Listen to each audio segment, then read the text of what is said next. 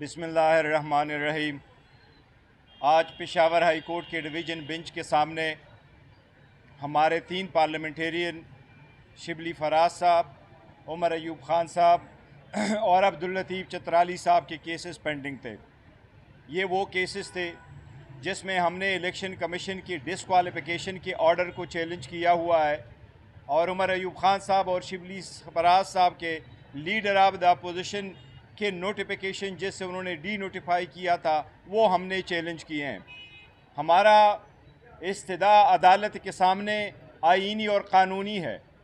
हमने इस्तदा की है कि इलेक्शन कमीशन जो एक स्टे पे चल रहा है, जो हमारे ख़िलाफ़ एक बाइस रखता है, जो हमारे ख़िलाफ़ हर ऑर्डर रात के अंधेरी में करता है, उसने हमें सुने बग़ैर, आईन के तकाज़े पूरे किए बग़ैर, कानून के मुताबिक हमें नोटिस दिए बग़ैर हमारे डिसक्वालिफिकेशन करके हमें ड्यू नोटिफाई करवाया।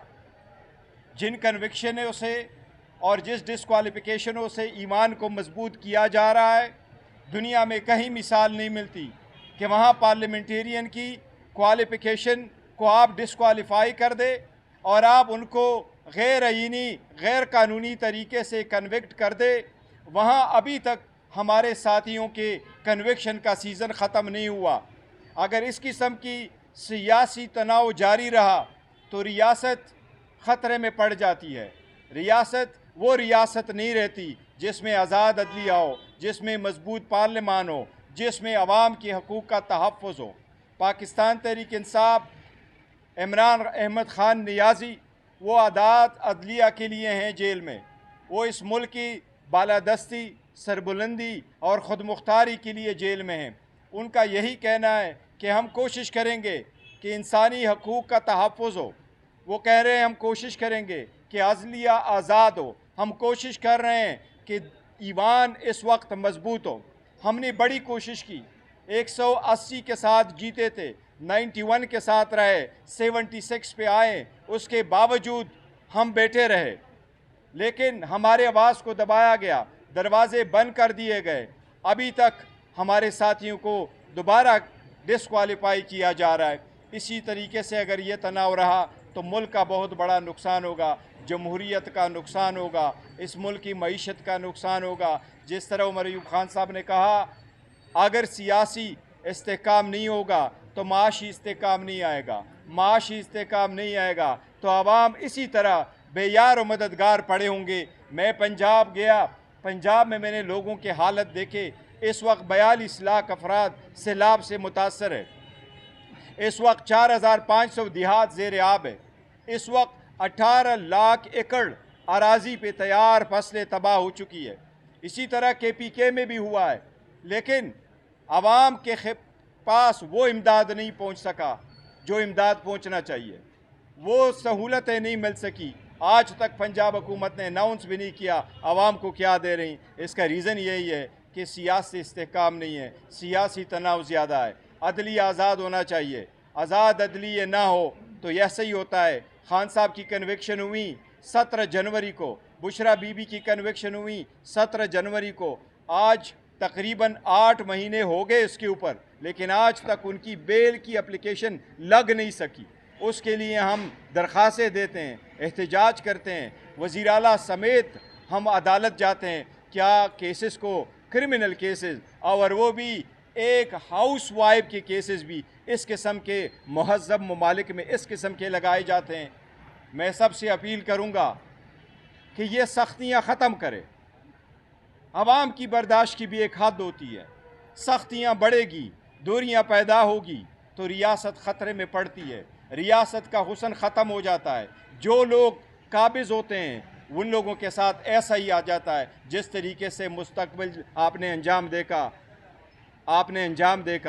चाहे वो बांग्लादेश है, चाहे वो नेपाल है। आवाम के साथ सख्तियों करने से ऐसे अंजाम को लोग पहुँचते हैं। अल्लाह ना करे हमारे मुल्क में ऐसा हो, लेकिन मेरी ये दुआ भी होगी कि अल्लाह करे ये चीज़ें ख़त्म हो ताकि मुल्क सही डगर पे चल पड़े।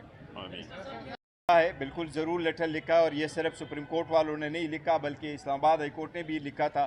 دو قسم کے حقوق لیٹر لکھے جاتے ہیں، ایک وہ والے جو اپنے سینیارٹی کے لکھے تھے، ایک وہ والا لیٹر اسلام آباد ہائی کورٹ نے لکھا تھا جس میں انہوں نے اپنے اوپر پریشر ڈالا تھا۔ آزاد عدلیہ کے لیے لازم ہے کہ آزاد عدلیہ کے ججز پہ بھی پریشر نہ ہو اور ان کی فیملی محفوظ ہو۔ اس وقت جو باقی ججز نے چیف جسٹس کو لیٹر لکھا ہے، دیکھو اگر آپ کی اندر سے آواز آ جاتی ہے تو آپ اس کو اس نگاہ سے دیکھیں کہ اگر آپ کی اندر سے یہ آواز آ جاتی ہے کہ ججز بھی کہہ رہے ہیں انصاف ہمارے ساتھ نہیں ہو رہا اور انسانی انصاف کے تقاضے پورے کیے بغیر کیسز لگ جاتے ہیں، تو باقی عوام کیا کہے؟ اس لیے میں چیف جسٹس سے ہم نے پہلے بھی مطالبہ کیا، میں پرزور اپیل کرتا ہوں، میں مطالبہ کرتا ہوں، میں درخواست کرتا ہوں کہ 26ویں ترمیم آدو پاکستان کی عدلیہ ہمیشہ سے متنازع رہی ہے، لیکن 26ویں ترمیم آزاد عدلیہ کے راہ میں سب سے بڑی رکاوٹ ہے۔ آزاد عدلیہ کے نام پہ ایک دبا لگ گیا 26ویں ترمیم سے۔ اگر آپ آزاد عدلیہ رکھتے ہیں، وہاں ججز کے لیے بینچز وہ لوگ بنائیں جو الیکٹڈ نہ ہو، وہ ایگزیکٹو ہو۔ یہ صرف پاکستان میں ہو رہا ہے، دنیا کی کسی ملک میں ایسا عدلیہ نہیں ہے جس کے لیے بینچز بنائے کا اختیار ایگزیکٹو کے پاس ہو اور ایک خاص اسپیشل کمیٹی کے پاس ہو۔ لہٰذا میری یہ درخواست ہوگی کہ سپریم کورٹ فل کورٹ بنائے اور فل کورٹ میں 26ویں آئینی ترمیم کے خلاف جو اپیلیں فعال ہو چکی ہے اس پہ جو ہے نا اس کی ہیئرنگ کرے۔ ہم نے خان صاحب کی ہدایات کے مطابق عوامی اسمبلی لگائی تھی، اس عوامی اسمبلی میں پارلیمان کے بعد ہمارے ہاں 76 امیدواران تھے، 76 نمائندگان تھے، اور ہمارا اس وقت بھی اس عوامی اسمبلی کا لیڈر آف دا اپوزیشن آپ کے سامنے عمر ایوب خان صاحب ہے، جو اس وقت پاکستان کے 17 کروڑ عوام کو ریپرزینٹ کر رہے ہیں۔ ہمارے شبلی صاحب ہے جو ایوان بالا کے لیڈر آف دا اپوزیشن ہے، وہ 4 صوبوں کے زنجیر ہے شبلی فراز صاحب، کیونکہ وہ سارے صوبوں کی ہماری نمائندگی وہاں کرتے ہیں، اور اس وقت پاکستان تحریک انصاف سب سے بڑی پولیٹیکل پارٹی ہے۔ ہم نے عوامی اسمبلی کے میں باہر یہ مطالبہ چیف جسٹس صاحب سے کیا تھا کہ برائے مہربانی آپ 26ویں ترمیم کے خلاف جو اپیلیں آئی ہیں اس کو ہیئرنگ کے لیے لگاؤ، اگر لگ گئی تو انشاءاللہ انصاف۔ صاحب ہی کی ہدایات تھے، اور ہدایات جس وقت دی تھی تو میں خان صاحب کے ساتھ ہی تھا، اور اگست میں انہوں نے ہمیں ہدایات دی تھی کہ آپ سپٹمبر میں جلسہ کریں۔ پھر خان صاحب کو ہم نے یہ میسج ضرور پہنچایا کہ اس وقت جو صورتحال ہے فلڈ کی، چاہے وہ KPK میں، چاہے پنجاب میں، اور اسی طرح سندھ میں بھی ہے، اور ابھی تک وہ حالات میں نے خود دیکھ کے میں آیا ہوں، بڑے برے حالات ہیں، اور اس جلسے میں جس میں سے ہمارے ساتھی پنجاب سے بھی آئیں گے اور ہمارے ساتھی سندھ سے بھی آئیں گے، اس لیے خان صاحب سے ہم نے ریکویسٹ کی ہے جلسہ ضرور ہوگا انشاءاللہ، بہت بڑا جلسہ ہوگا، علی امین خان صاحب آرگنائز کریں گے، خان صاحب نے ان کو ذمہ داری دی ہے، پشاور میں ہوگا، اور انشاءاللہ تعالی مور لائکلی سپٹمبر کے اینڈ میں ہوگا، لیکن اگر بیک فورتھ کوئی ڈیٹ ہو جاتی ہے فلڈ کی وجہ سے وہ خان صاحب کی نہیں، وہ ہوگا پشاور میں، جلسہ پشاور میں ہوگا۔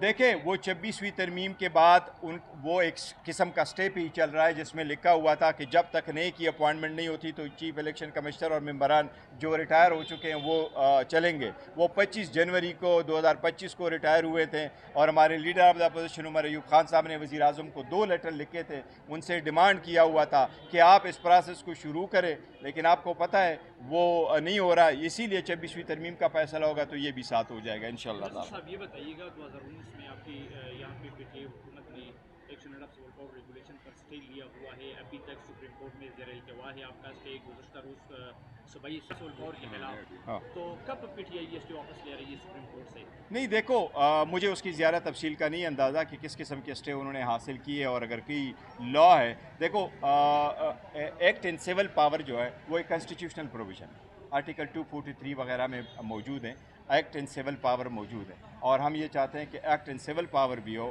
لیکن اس میں کوئی ایسی اقدامات نہ ہو جس میں سے عوام کی بنیادی حقوق کو آپ حلب کریں، کیونکہ ایکٹ سول پاور آ جاتا ہے، چاہے وہ زلزلہ ہو، چاہے طوفان ہو، چاہے بارش ہو، چاہے سیلاب ہو، ان صورتحال میں آپ لے سکتے ہیں۔ دہشت گردی سے نمٹنا ہو، دہشت گردی ایک ناسور ہے، ختم ہونے چاہیے، اس پہ سیاست نہ ہو، اس کے لیے کوارڈینیٹڈ ایفرٹس ہو، سب اکٹھے ہوں۔ ہم آدھو اپوز کرتے ہیں کیٹیگوریکلی صوبے میں کہ آپریشن نہ ہو، عوام در بدر نہ ہو، وہ ڈسپلیس نہ ہو، لیکن یہ ختم ہو۔ لیکن جہاں تک اس کا تعلق ہے وہ ایک آئینی پوائنٹ ہے، ایکٹ ان پارٹ، لیکن قرارداد اسمبلی کی قرارداد کی عزت ہونی چاہیے، اور اگر اسمبلی کے منتخب نمائندگان جیسے حکومت چاہتے ہیں ہونا بھی ایسے چاہیے، اور عدلیہ سے میں درخواست کروں گا کہ وہ ان کی لائٹ کو ضرور کنسیڈر کریں۔